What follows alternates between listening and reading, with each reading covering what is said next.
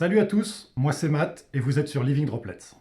Dans cette vidéo, je vais vous parler d'une notion très importante qui devrait vous permettre de commencer à comprendre pourquoi vous avez forcément déjà entendu les phrases suivantes C'était plus simple avant »,« le progrès c'est contre nature » ou le fameux tout est relatif. Tout ça, ça a un rapport avec cette notion qu'on va aborder maintenant et qui concerne l'échelle de temps et d'espace à laquelle on fonctionne en tant qu'être humain.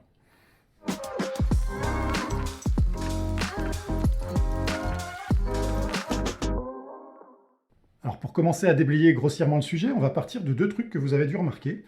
Le premier, c'est que les humains, ils ont systématiquement l'impression d'être dépassés par le monde qui les entoure à mesure qu'ils vieillissent. Ils ont toujours cette sensation que tout va trop vite, qu'ils sont contraints de courir après les choses, et l'impression que tout était toujours plus simple avant.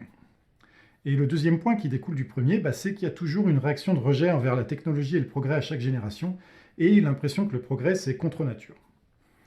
Alors qu'en fait, les nouveautés qui semblent inutiles ou dangereuses à une époque donnée, elles paraissent toujours banales et indispensables par la suite, et elles sont acceptées comme une évidence par les générations futures, quand elles ont pris l'habitude de s'en servir et qu'elles voient à quel point elles ont amélioré leur existence. Mais les humains, ils continuent malgré tout à se sentir dépassés par le progrès à chaque nouvelle génération. Alors pourquoi on réagit comme ça ? On a vu qu'à cause de l'enveloppe qui délimite les contours de notre personne, on n'a pas accès à l'ensemble des informations qui existent à l'extérieur de notre corps.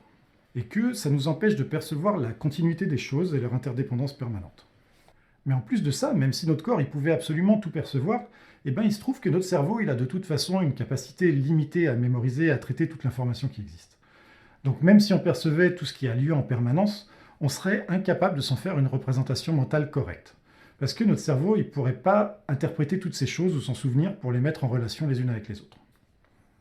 En plus de ça, on ne vit pas éternellement, on est périssable à très court terme, et parce qu'on est périssable, on a une vision limitée dans le temps de ce qui nous influence et de ce qu'on peut influencer en retour. Pour toutes ces raisons, on évolue donc dans une sorte de zone de prise de conscience des événements qui dépend de ce qu'on perçoit de l'espace et du temps qui se trouve autour de nous, c'est-à-dire qui dépend de l'image mentale qu'on arrive à se faire de notre environnement. Cette zone de prise de conscience des événements, elle s'étend en priorité à une ou deux générations avant et une ou deux générations après nous si on connaît jusqu'à nos grands-parents et jusqu'à nos petits-enfants. Et elle perd ensuite de plus en plus d'importance à nos yeux, en dehors de l'espace et du temps qui est occupé par ces générations et par nous-mêmes, parce qu'on ne vit pas assez longtemps pour interagir directement avec les personnes qui ont existé ou qui existeront au-delà de cette zone temporelle. Par contre, les événements qui se produisent dans cette petite période de temps autour de nous sont ceux qui nous affectent le plus personnellement, parce qu'ils ont une influence plus directe et immédiate sur ce qu'on essaye de faire de notre existence, c'est-à-dire ce qu'on essaye de faire en fait de l'héritage informationnel qu'on contient. En effet, comme on a commencé à le voir, on contient de l'information qui définit ce qu'on est, à la fois physiquement et mentalement.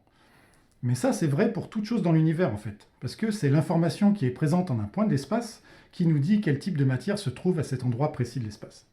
C'est ce qui nous informe de la nature de ce qui s'y trouve, et donc de ce qu'on observe. Et dans le cas présent, ce type de matière, c'est vous, et l'information que vous contenez nous dit que vous êtes un humain de telle famille, de tel endroit, avec telle croyance, avec telle caractéristique physique, etc. Cette information, elle a été placée en nous par les générations précédentes, et on l'a ensuite placée dans les générations qui suivent, en la combinant avec d'autres informations, pour la modifier et l'enrichir de plus en plus. On l'a modifiée avec de l'expérience, avec de la nouveauté, qui a été stockée sous forme d'apprentissage ou de mutation. Les informations immédiatement précédentes dont on provient, et celles immédiatement suivantes qu'on produit, sont donc celles qui nous correspondent le plus. Ce sont les plus proches de ce qu'on représente individuellement avant que le temps et l'espace permettent ensuite à cette information qu'on contient d'interagir avec de plus en plus d'autres événements et que ces interactions elles modifient petit à petit ce qu'était cette information à l'origine. Du coup, notre existence elle s'écoule un peu comme si on portait des œillères temporelles et spatiales qui nous empêchent de percevoir le fait qu'on est seulement une mesure. On est un instantané, on est un point de l'espace observé à un instant T, parmi tout ce qui continue de s'écouler et de s'accumuler depuis toujours dans tous les autres points de l'espace. Et d'ailleurs, puisqu'on parle d'espace, on peut ajouter que tout se passe aussi de la même façon depuis la nuit des temps, mais à une échelle d'espace différente à chaque génération. Alors je viens de commencer à en parler, on reverra ça plus tard sur cette chaîne, mais tout point de l'espace n'est qu'une adresse de stockage pour une information particulière. Et en tant qu'humain, on n'échappe pas à cette règle. On est nous aussi un espace de stockage. On mémorise nous aussi les événements qui nous arrivent sous forme d'une information particulière, qui est encodée de différentes façons, et stockée à un endroit précis de l'espace. Et on échange et on partage cette connaissance et cette information les uns avec les autres pour l'enrichir. C'est ce qui nous permet ensuite d'évoluer dans des milieux de plus en plus variés à chaque génération, en profitant de ce que nous apporte justement cette information supplémentaire qu'on a acquise. Mais en contrepartie, on est aussi confronté à chaque génération à une plus grande quantité d'événements et de décisions à prendre en compte. On est exposé à un plus gros volume d'informations qui provient du milieu dans lequel on évolue, c'est-à-dire de l'espace qui correspond à ce milieu. Et ça, pour une période de temps qui est toujours à peu près similaire, c'est-à-dire une durée de vie humaine. Ainsi, ce qui change pour nous à chaque génération, c'est pas la façon dont les choses se produisent. Une même cause, elle produit toujours le même effet, et ça pour n'importe quelle génération. Ce qui change, c'est la quantité d'informations que ça représente et qu'on a à traiter et à assimiler par personne. Et donc la force, la contrainte, que représente cette plus grande quantité d'informations sur l'écoulement de notre existence.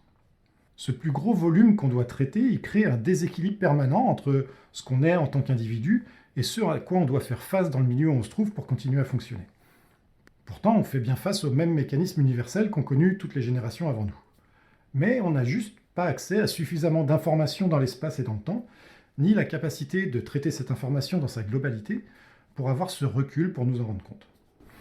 On a donc à la place un point de vue qui est limité, figé, c'est-à-dire actuel en fait, de quelque chose qui est pourtant perpétuellement dynamique et continu dans l'espace, mais aussi dans le temps. Comme nous, tout ce qui nous entoure continue aussi à s'enrichir pour produire toujours plus de nouveaux événements. Chaque chose qui existe autour de nous interagit en permanence avec tout le reste, ce qui crée de la nouveauté, qui va à son tour interagir avec tout le reste, et ainsi de suite. Et c'est pourquoi, comme vous le savez peut-être, l'univers est en expansion, et cette augmentation d'informations dans l'univers, elle est donc exponentielle. En tant qu'humain, on a vu que notre corps et notre cerveau, ils peuvent détecter et assimiler qu'une faible partie de l'information qui existe dans notre environnement. Et en plus, on est capable d'en modifier en retour qu'une très faible proportion pour en retirer un bénéfice. Du coup, la masse d'événements qui interagissent entre eux pour créer de la nouveauté tout autour de nous, elle est disproportionnée par rapport à celle qui a uniquement un lien avec notre présence et notre fonctionnement au sein de l'univers. Et au fil du temps, ce décalage grandit, et le monde qui évolue de façon exponentielle tout comme nous, semble donc le faire beaucoup plus rapidement et plus soudainement que ce à quoi on s'attend à chaque moment de notre existence. Parce qu'on prend moins fréquemment et moins globalement conscience de tout ce qui se produit autour de nous. Et on se sent donc de plus en plus dépassé à mesure que le temps s'écoule et que ces événements s'accumulent plus vite qu'on est capable de les détecter et de les traiter.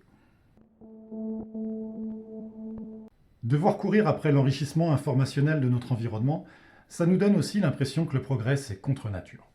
Parce que bénéficier d'un progrès de plus en plus grand, ça demande toujours de dépendre de plus en plus en contrepartie de tout ce qui permet de le produire ou de le faire fonctionner. Et en tant qu'individu unique, on est incapable de prendre tout seul en charge l'intégralité de ces processus. On n'a pas assez de recul pour percevoir la continuité temporelle et spatiale de ce qui nous arrive, et pas assez d'influence, pas assez de masse, pour modifier le cours des événements dans leur globalité. Et on est donc incapable de générer seul l'ensemble du coût de fonctionnement de tous ces progrès dont on bénéficie. On devient de plus en plus dépendant des autres et de phénomènes qui nous échappent pour que ces progrès continuent de fonctionner. Et on doit donc se résoudre à perdre de plus en plus le contrôle individuel de ce qui permet pourtant notre survie.